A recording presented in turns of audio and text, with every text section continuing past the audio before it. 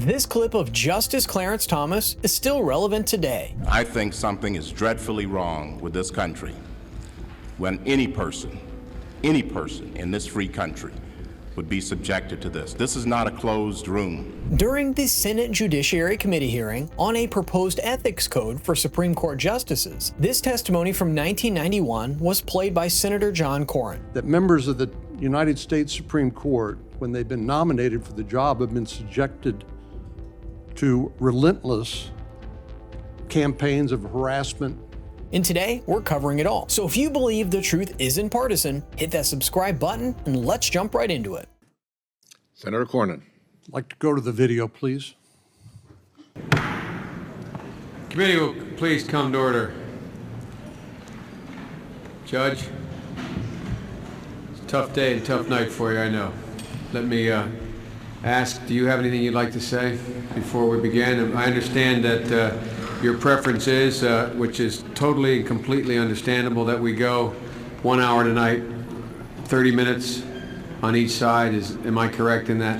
That's right. Do you have anything you'd like to say? Senator, I would like to start by saying unequivocally, uncategorically, that I deny each and every single allegation against me today that suggested in any way that I had conversations of a sexual nature or about pornographic material with Anita Hill, that I ever attempted to date her, that I ever had any personal sexual interest in her, or that I in any way ever harassed her.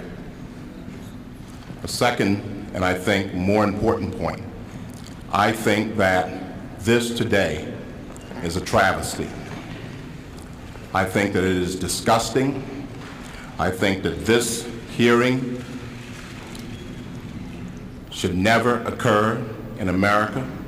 Anyone unfamiliar with the significance of this testimony can analyze it based on the fact that 86% of Americans at that time viewed at least some part of this hearing. After being nominated for the Supreme Court in July in 1991 by President Bush, Justice Clarence Thomas was presented before the Senate Judiciary Committee for approval. Initially, he was questioned about his conservative judicial philosophy and limited experience. In the meantime, allegations of improper conduct by Anita Hill, his former subordinate at the Department of the EEOC, came out in the press. It's believed that they were publicized by none other than Senator Joe Biden. This leak spread like wildfire, and subsequently, the Senate Judiciary Committee called both Thomas and Hill to testify in nationally televised proceedings. During public testimony, Hill provided graphic details of Thomas's alleged behavior, including repeated requests for dates and descriptions of his alleged behavior. This was a disgrace to the Judiciary Committee directly and the entire nation indirectly. Some might say that doing it publicly enables transparency, but still, 55% of Americans believe that this should have been done in privacy behind closed doors. And Justice Thomas had similar complaints too. This is a case in which this sleaze, this dirt, was searched for by staffers of members of this committee, was then leaked to the media, and this committee and this body validated it and displayed it at prime time over our entire nation. How would any member on this committee, any person in this room, or any person in this country would like sleaze said about him or her in this fashion, or this dirt dredged up, and this gossip and these lies displayed in this manner? How would any person like it? The Supreme Court is not worth it. No job is worth it. I'm not here for that. I'm here for my name, my family, my life, and my integrity. There was an FBI investigation. This is not an opportunity to talk about difficult matters privately or in a closed environment. This is a circus. It's a national disgrace. In 2023, the Senate Judiciary Committee engaged with the issue of a proposed ethics code for Supreme Court justices. The push for an enforceable ethics code gained prominence after a series of media reports revealed certain justices accepting gifts, travel, and real estate transactions from wealthy donors, often without public disclosure. Unlike all other federal judges, Supreme Court justices had historically not been bound by a formal, written, and enforceable code of conduct. The case of Justice Thomas served it as a testimony in itself, showcasing that some things might not be meant to be publicized. It sounds nice in the terms of transparency, but this was more of a partisan hit job than an issue of accountability. Imagine such grim allegations were held against a senior justice. Later, the investigation report revealed that there really wasn't much evidence, but one can't grasp how much it would have tarnished Thomas's reputation. Even after the accusations were denied, 6 out of 10 Americans still stood behind Anita Hill, and that's why Senator John Cornyn referred to it as a searing memory. Senator That was 32 years ago, and I'm reminded as I get older that not everybody's had the same experience or memories that I have. That was one of the searing memories that I've had about Supreme Court confirmation hearings, and I think provides an important context for today's hearing. The truth is that, as Senator Kennedy said, starting perhaps with the Bork nomination, that members of the United States Supreme Court, when they've been nominated for the job, have been subjected to relentless campaigns of harassment and intimidation,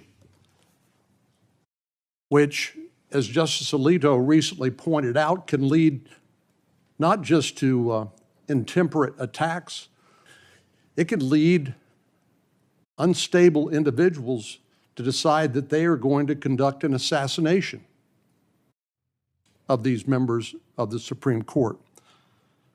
The Supreme Court in itself is an autonomous entity that should be free from any external influence. Enforcing an ethics code could sabotage its status, the principles of judicial independence, and the separation of powers. As Senator Cornyn said, whenever someone is nominated for justice, they are subjected to a profound campaign of harassment. The goal is to stain their personality, only because some people in power dislike them. Another example of it is the case of Brett Kavanaugh in 2018. Right after his nomination, multiple women came forward with allegations of harassment dating back to his high school and college years, most notably Dr. Christine Blasey Ford, who alleged attempted assault. Similar to Justice Clarence's case, these accusations led to dramatic televised Senate Judiciary Committee hearings, a supplemental FBI investigation, a media firestorm, and conspiracies. There were massive protests and demonstrations both for and against Kavanaugh, including confrontations with senators and later protests outside the homes of conservative justices after he was confirmed. So, if the Senate manages to interfere in the Supreme Court's matters through the ethics code, there's a high chance it'll become politicized and destroy the image of the court itself. I look back at the rules of the United States Senate, our ethics rules by which we are governed, and they are rules that are set by the Senate itself.